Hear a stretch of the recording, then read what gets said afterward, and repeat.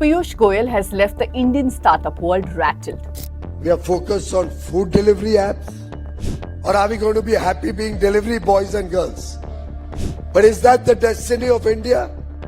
But I can't take to them grocery stores and say this is India's offering for startups. That too on a stage that was supposed to celebrate innovation and entrepreneurship, the Startup Mahakumbh. If what the startup founders expected at the event was words of encouragement, they were in for a rude shock. Turning unemployed youth into cheap labor so the rich can get their meals without moving out of their house. The irony here shouldn't go unnoticed. Indian startups have spent years cheering on the Modi government. They've amplified its campaigns, aligned with its policies, and have rarely spoken out. Basically, they've toed the line whenever called on. So when Goyal gave that public scolding, many saw it as a betrayal. पर दुकानदारी का ही काम करना है हमें. But let's consider this. Was there really any truth to what the minister said? At the surface level, it does sound like he has a point. But first impressions, as we all know, can be misleading. Real understanding only comes when we dig deeper. So the fact is, he's just as wrong as he's right. Let me explain.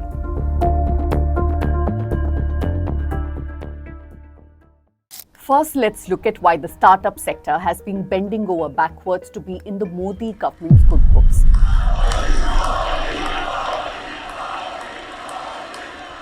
This sector is still young and somewhat unstructured. Many founders feel it's safer to stay on the government's good side, especially when the tax system is so complex and always changing. The unspoken agreement has long been, we support you and you in turn support us. Now, those who watch my show every week know this is exactly where I will remind you to become a subscriber. Because here at the News Minute, we don't need to bend backwards for governments or big corporations. Because we have you, our subscribers. If you want our voice to stay independent, that's independent of influence and pressure, then you need to speak up for us. Every week, lots of you do write to me, and I really appreciate it. But I need you to do a bit more. If you want to support my team and me, then become a subscriber of the News Minute. You can scan the QR code on your screen, or you can click the link in the description.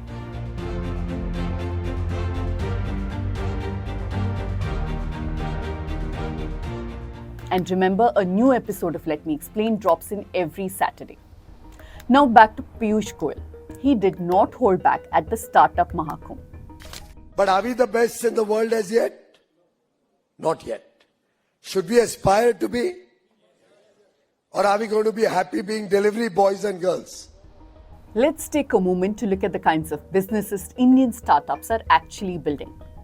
We've got food delivery, instant grocery delivery, ride-hailing apps, betting and gaming platforms, discount stock brokerages, crypto and forex trading apps, learning portals, etc., etc. That's the cluster of popular startups in everyday conversation and likely what prompted Goyal's comment. Now, as writer Vivek Kaul points in this article, many of these startups have something in common. First, they built on top of systems that already exist. Food delivery apps, for example, depend on restaurants that they didn't build. Taxi apps don't own the cabs. E-commerce platforms don't manufacture what they sell. And fintech and gaming startups rely on banking and internet infrastructure that they didn't create. They're essentially intermediaries connecting demand with supply, but more efficiently. And yes, that does bring value. It does make the economy smoother and faster. But Goyal's not entirely wrong when he says that these are in breakthroughs in technology and innovation. They're not building entirely new stuff. Building of physical infrastructure is also rare. And what about jobs? Startup founders often say that they've created lots and lots of jobs. And sure, there are delivery riders, warehouse staff, support teams, etc. But here's the catch. Most of these startups are backed by venture capital. And VCs have one goal: scale fast, list the company, and cash out. Also, let's not forget, many of these people working in the sector are gig workers who are technically not employees. So when we talk about job creation, we need to ask, are these new jobs replacing old ones? And are the new ones better or worse? Now let's talk about rentier startups like EdTech. Byju's is the most obvious name. Once again, Vivek Kaul points out that Byju's didn't grow by solving deep problems. It grew by feeding on three things: a broken public education system, the anxiety of the middle-class parents, and the desperation of the less educated families who wanted better lives for their kids. And the result? Families took out loans to buy overpriced courses and tablets. And many of these companies collapsed anyway, leaving behind financial messes for their customers. It wasn't about building sustainable businesses, it was about growing fast, getting an IPO, and cashing out. And Goyal is not wrong to call them out. Now let's look at Goyal's point of comparing Indian startups with the Chinese ones. What does a Chinese startup do? Work on developing electric mobility, battery technologies, and with that they're today dominating the electric mobility ecosystem. So why aren't Indian startups doing the same? That's the question.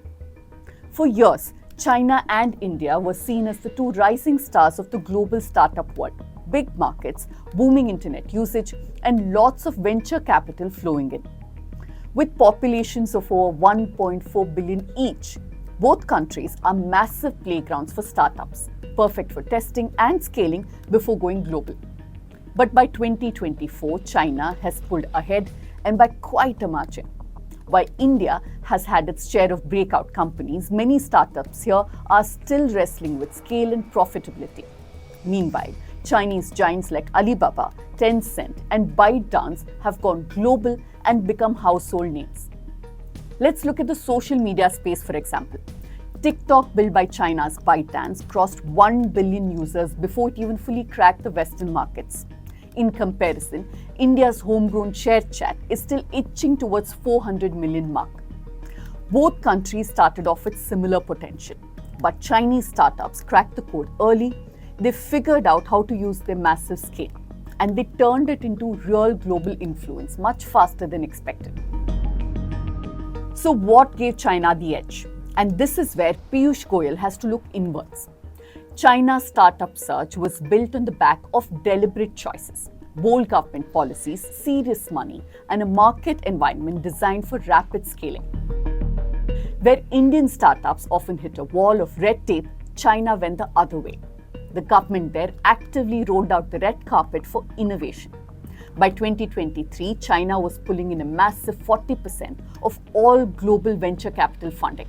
That's nearly half of the world's VC money going to just one country. Pretty staggering when you think about it. India, by comparison, was at just 5%. Then there's the money China itself put on the table. Between 2015 and 2025, China pledged a jaw-dropping $1.4 trillion to grow its tech sector. That's almost 10 times what India set aside, which was just $150 billion. And in 2024 alone, China went all in. It cut over $360 billion in taxes and fees to give high-tech firms a boost. Out of that, $80 billion were pumped directly into research and development. That's approximately 2.4% of its GDP just towards R&D. It's no surprise that with this kind of backing, Chinese startups have had both the runway and the fuel to take off, and fast. India, meanwhile, doesn't spend much on R&D, just 0.64% of its total GDP. Our private sector is also not helping much. Businesses here contribute just 36% of the country's R&D spend. In China, that number is 77%, and in the US, it's 75%. So if Indian startups aren't exactly inventing the next big thing, can we really blame just them?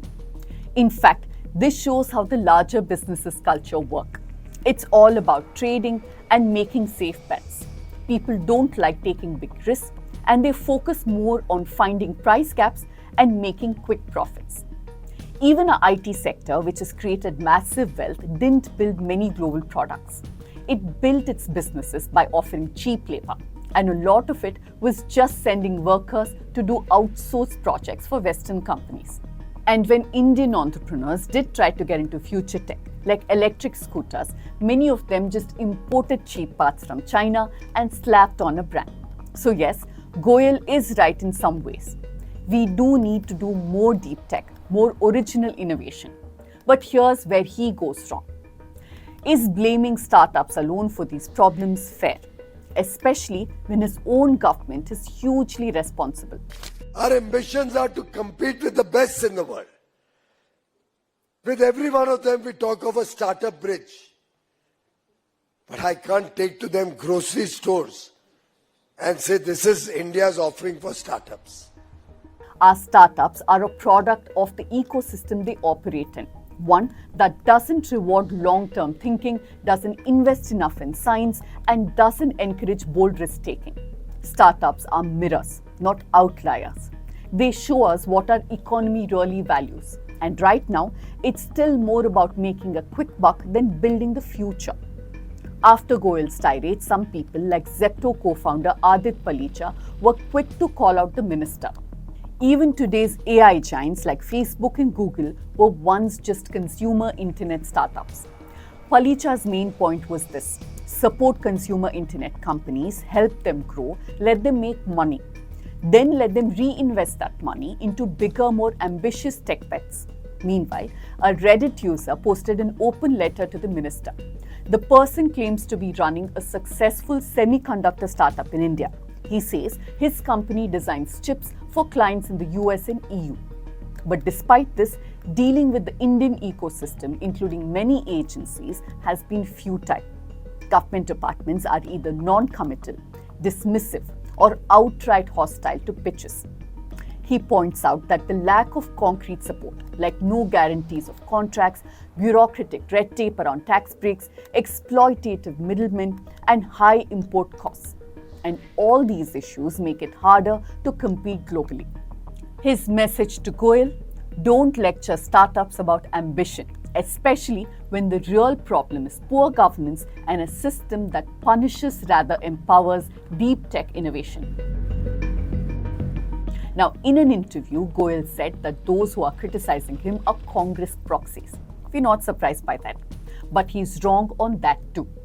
Mohandas Pai, a well-known angel investor, was also critical of Goyal's stand, as were many others who have supported this government time and again. As many of you might already know, Pai is one of the loudest supporters of this government. I don't agree with the Commerce Minister, because if you look at what China did, many of these delivery companies, e-commerce companies came long before they started investing in EV and semiconductor chips. The Chinese government said they're going to put $150 billion into AI about 5-7 years ago, and they put money. How much money has the government of India put into AI? Deep tech takes time, it needs serious infrastructure, it's expensive, and it doesn't give you quick wins. Pai explained that this is why investors tend to flock to lifestyle startups. They promise faster returns. But for deep tech to thrive, we need something else, what he calls patient money. That's the kind that's okay to wait for 7 to 10 years for a payoff. Pai also flagged another big roadblock: regulation. He said stricter rules on foreign investment have made it even tougher for deep tech startups to grow. Even when someone builds a solid product, like this quick charging battery for buses, they can't often find buyers. Outside of the headlines, social media was full of similar stories and frustration.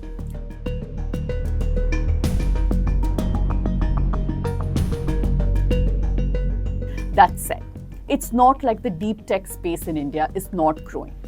The country currently has around 4,000 deep tech startups, and projections suggest that this number could more than double by 2030. In 2024, these startups attracted $1.6 billion in funding, and that's a sharp 78% jump from the year before. Where China has clearly taken the lead in hardware, India is carving out a space for itself in software and enterprise tech areas where it already has a strong global reputation. And with 65% of our population under 35, India's youthful demographic could be a huge advantage if the right skills are developed. Startup journeys are rarely linear. Ecosystems evolve, and so do priorities. India has the talent, the market, and now at least some policy momentum on its side. If capital starts to flow into the right sectors, and if the government follows through on its deep tech push, there's still a window to leap forward. That's it for me for this week. Do write to me at pooja@thenewsminute.com, and as I promised you, I will be reading out some of your emails now. But before I do that, here's a quick reminder for you to contribute to our reporting fund, a project, a series that we have on police brutality. We are spread across not just the southern part of India, but our partners at News Laundry will also be looking at northern states, western states like Maharashtra and Uttar Pradesh. We'll take a deep and close look at police excesses and brutality. Now, PG Sai writes from Andhra Pradesh. I'm writing to express my deep respect and heartfelt gratitude for the kind of journalism you're doing. I can only imagine how difficult and risky your work must be, especially in the current climate. I want to admit something honestly. Until recently, I too was one of the many people who blindly believed that Narendra Modi was doing great things for the country. He goes on to list what changed his mind. He also gives some of the issues that he currently sees, and he ends the email saying, please continue your work. You've already helped awaken people like me, and I believe you'll reach many more. Thank you for the trust that you've placed in us, and I do hope that you continue questioning everything around you. Colonel Jaspal Singh Gill says, greetings of the day. I'm a retired army officer settled near Chandigarh, and I happen to serve in a unit with South Indian troops. I happen to see your analysis on this movie Empuran, and firstly, my sincere appreciation for your work and joining me with South Indian movies which are much bolder and realistic than Bollywood. He said he went on to Google meanings of Empuran and Mersal. Thank you for writing to us. Then Dr. Harini says that she recently came across our videos and wanted to say that she appreciates the clarity, balance, viewpoints, and depth of explanation in our reporting. But she goes on to highlight something important. Around 6% of individuals in India live with hearing loss, and many of them would greatly benefit from closed captions or the addition of sign language interpretation in our videos. We will have a conversation internally about having a sign language interpretation. But for now, Dr. Harini, we do put closed captions, at least in all of Let Me Explain videos. Going forward, we'll see what we can do. But thank you so much for writing to me.